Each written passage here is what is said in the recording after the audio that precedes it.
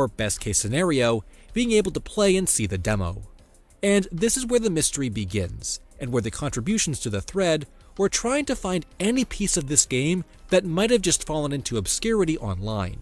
Though as is typical with topics like this, the initial reaction is that OP was just misremembering and was simply confusing the game for something that already exists. So at the beginning, a variety of existing horror-themed like-on games were mentioned, but like I said before, they were quickly debunked, as the date and development of this game do not fit any known timeline for a game that was already made.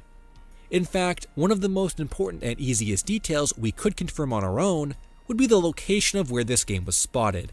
A convention from 2008 is all we had to work with, until Doves asked his dad, who then confirmed the convention was in McAllen, Texas.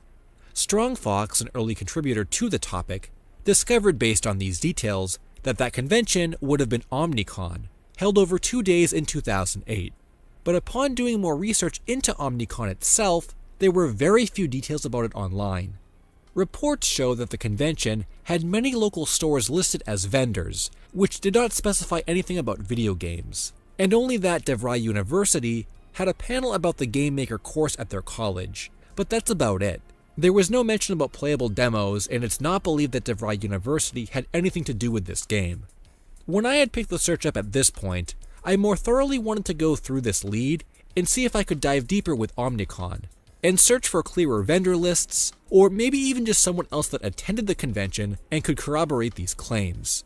But unfortunately that didn't go as planned, because there was almost nothing online about OmniCon 2008, besides the reports that just said it was happening. I even thought to look on the Wayback Machine to see if there was a full list of attendees, but very few were listed. And I concluded that given the obscurity of this game and the studio behind it, they probably would not have been a headliner anyway, or else more than one person online would have remembered this.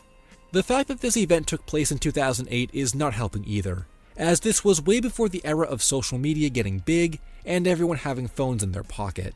So the most we could conclude from this is that the development studio we're dealing with is probably very small and local.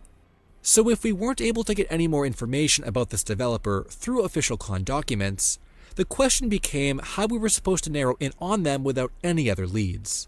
Just searching for horror-themed like-on games was not going to work, but this is when Doves came forward with a huge new lead.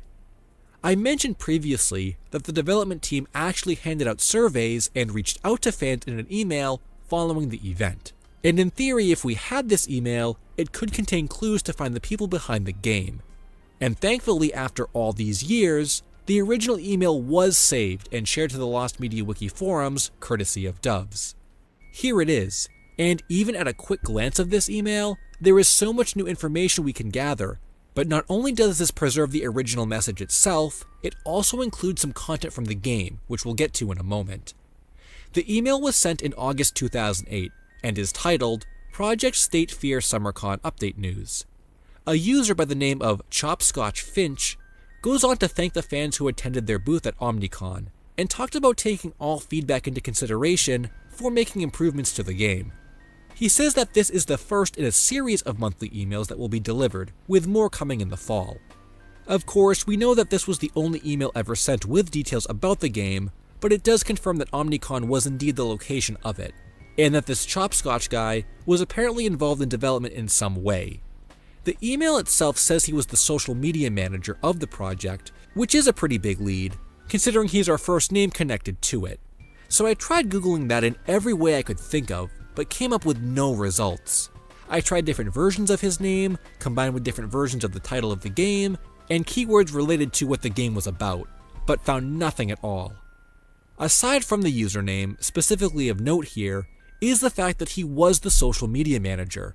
As this would imply, there were other pages online at one point that he ran which talked about the game, or maybe acted as the developer's website, even if it didn't mention State Fear directly.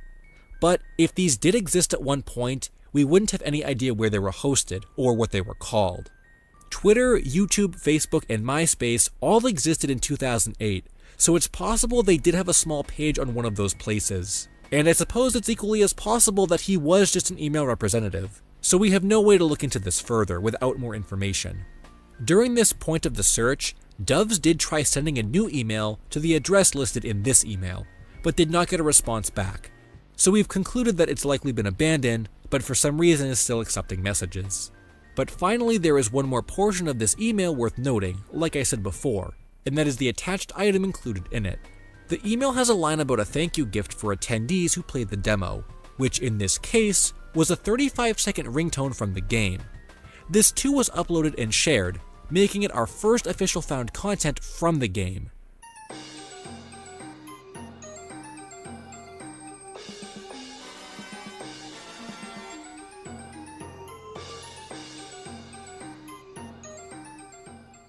But that's not all, because hidden within the file's data gives us even more to work with in an unexpected find.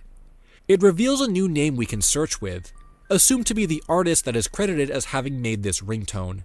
His name is XODS, maybe an abbreviation of the word Exodus, and also that the actual name of the file is called Project Circurse, which is a fascinating discovery as it suggests Project State Fear was an older title of the game that was maybe not used online.